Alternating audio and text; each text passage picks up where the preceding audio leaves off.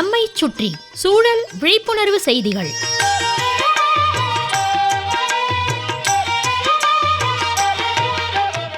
அன்புள்ள வரதராஜன் சார் அவர்களுக்கு உங்கள் மாணிக்கம் எழுதும் மடல். நலம் நலமறிய ஆவல். முழு முதற் கடவுள் விநாயகர் கோயிலுக்கு போனால் மக்கள் தோப்புக்கரணம் போடுவது வழக்கம். இப்போவும் போடுறாங்க சிலர். ஆனால் முழுமையான தோப்புக்கரணம், அதாவது முழுக்க உக்காந்து போடுறதில்ல, பாதி அளவு போடுறாங்க. அவ்வளவுதான் அவர்களால் உட்கார முடியுது. அதே போல் அந்த காலத்தில் பள்ளிக்கூடத்தில் மாணவர்கள் ஏதாவது தப்பு பண்ணிட்டா ஆசிரியர்கள் தோப்புக்கரணம் போட சொல்லுவாங்க. இல்லைனா மைதானத்தில் 4 சுற்றிட்டு வா அப்படின்னு சொல்லுவாங்க.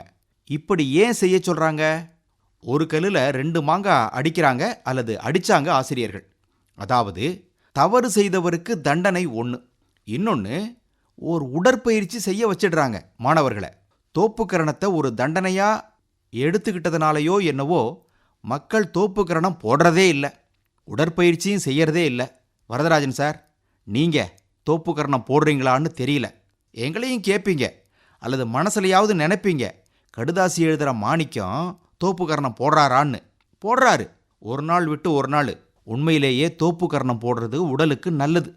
காலை மாலை 2 வேளையும் தோப்புக்கரணம் பயிற்சியை தொடர்ந்து செய்து வந்தால் உடலை ஆரோக்கியமாக வச்சுக்கலாம். 2 காதுகளையும் 2 கைகளால் குறுக்கு நெடுக்குமாக பிடிச்சிக்கிட்டு காலை மடித்து அமர்ந்த நிலை வருவதும் அப்படியே மறுபடியும் எழுவதும் தான் தோப்புக்கரணம்.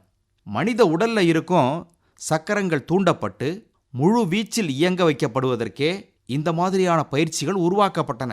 தோப்புக்கரணம் போடும்போது நரம்புகள் நன்கு இறுக்கப்படுவதுடன் தண்டுவடம் மூளை நரம்புகளை கூடுதல் சக்தியுடன் இயக்குவிப்பதாகவும் அதனால் நமது மூளை பன்மடங்கு சக்தியுடன் செயலாற்றும் திறன் பெறுவதாகவும் வல்லுநர்கள் சொல்கிறாங்க.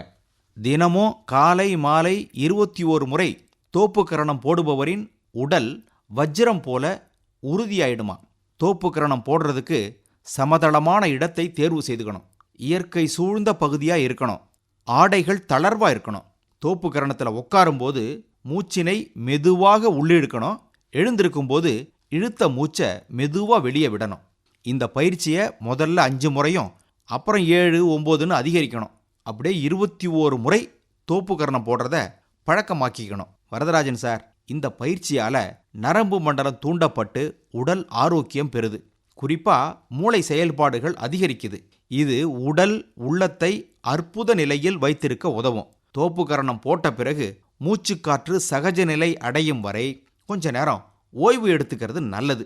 அதாவது ஆசுவாசப்படுத்திக்கணும். உண்ட மயக்கம் தொண்டருக்கும் உண்டுன்னு ஒரு சொலவடை உண்டு.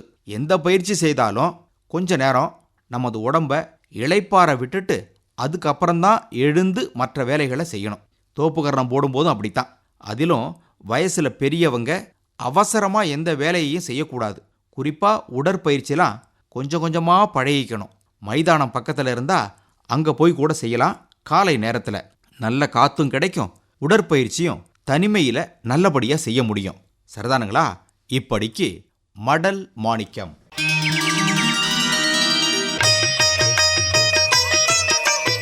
நம்மை சுற்றி சூழல் விழிப்புணர்வு செய்திகள் கேட்டீர்கள்.